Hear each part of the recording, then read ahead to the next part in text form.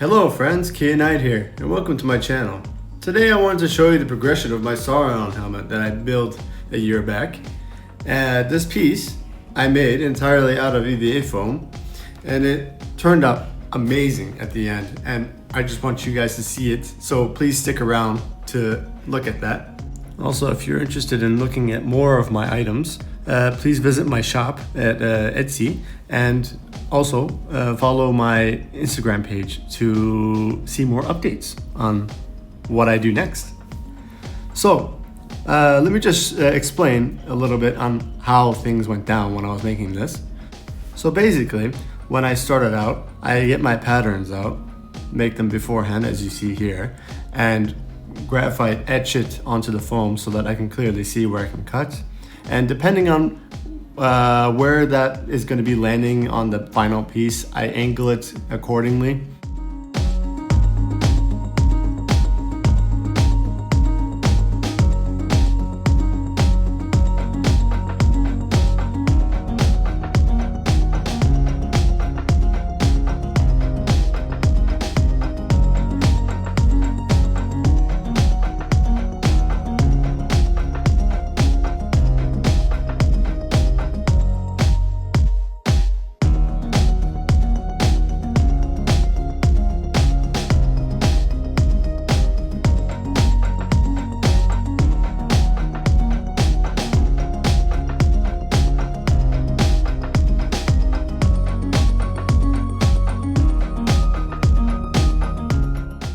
Now that the faceplates are done, we're moving on to the spikes of the helmet.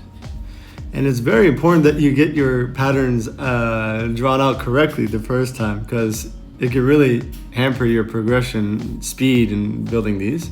For instance, this took me about like 3 tries to get it correctly, but it's okay to mess up a few times. It'll always happen in any kind of build that you make. You just gotta push forward and keep going and hope to have a better result at the end.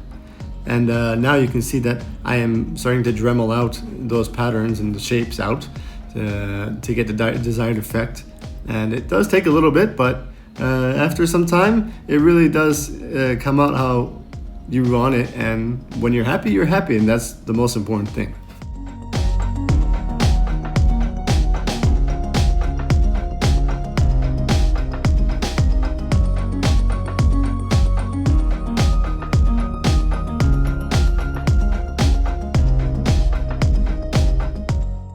Now comes the test fit of the build, and I can say that this is simultaneously the most satisfying and most stressful part of the process, because one, you can see how things are turning out and it starts to look really good, but also if there is something off on the build, so you will most likely have to restart that specific part. But in the end, it worked out for me, and I was really happy with how everything turned out.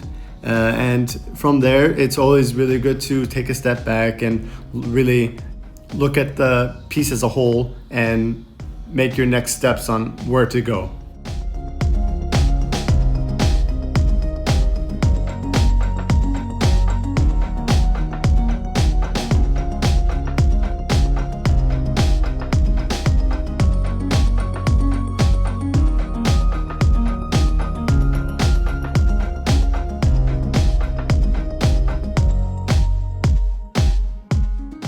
Now comes the most time-consuming part of the whole thing, and that's the details.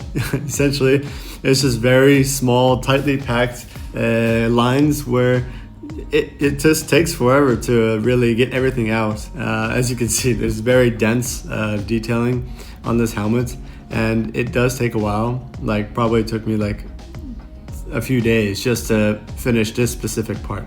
But, you know, it's actually really satisfying and calming to do. You do have to be careful with the blade, but when you do this long enough, you're very comfortable with it and confident, and you know, really, if you're not afraid of it, then that really does help you not cut yourself accidentally.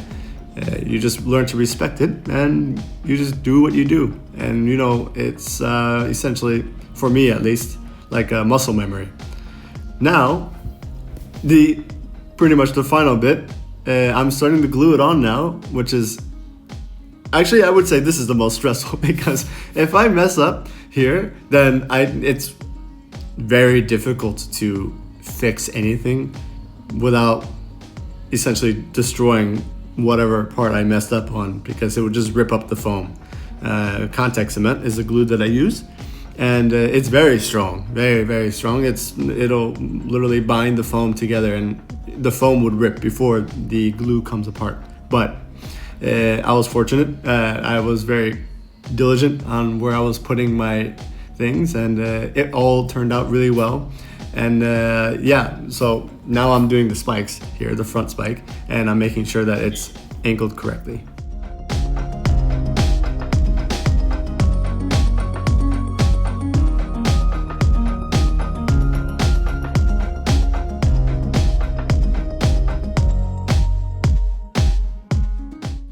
Here you can see now I am filling up the cracks in the helmet. Wherever there are lines, I fill them up with Quick Seal is the thing that I use. It's like a caulk. And at the same time, I'm dabbing it so I get like the pitted effect that this helmet has. And I did it all over the helmet as it is in the actual piece. And now I'm just sanding it down a little bit so it's less aggressive and more worn out. And this was actually very nice for me to do. It turned out really nicely. I was more surprised that it actually worked, but in the end, as you can see, it's turning out really amazing.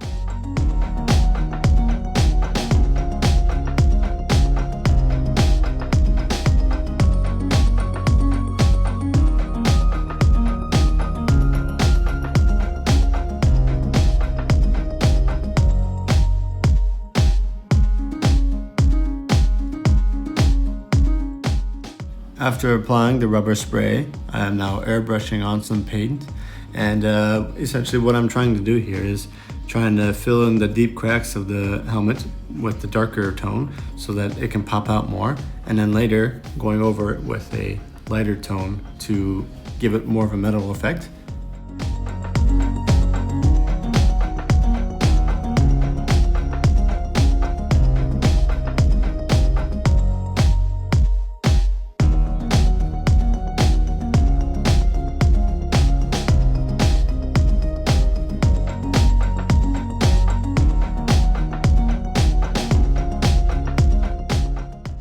Here are the final results of the helmet. I wanted to give you a close-up shot of all the details that it has and show you all of its glory. It's been an amazing journey making this helmet, and I had a blast doing it, and I think it turned out amazing.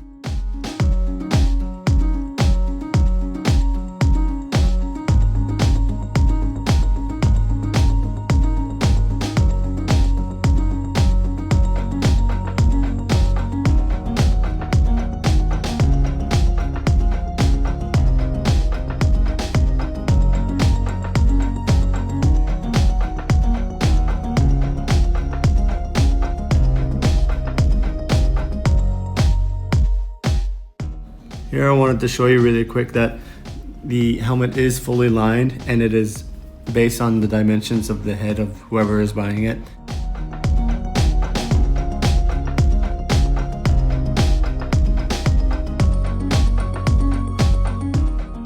Thank you for watching my video and being on this amazing journey with me. If I may ask that you please comment, subscribe, and follow my links to my shop. It would be amazing to build something like this for you sometime. Thank you. Key Knight signing off.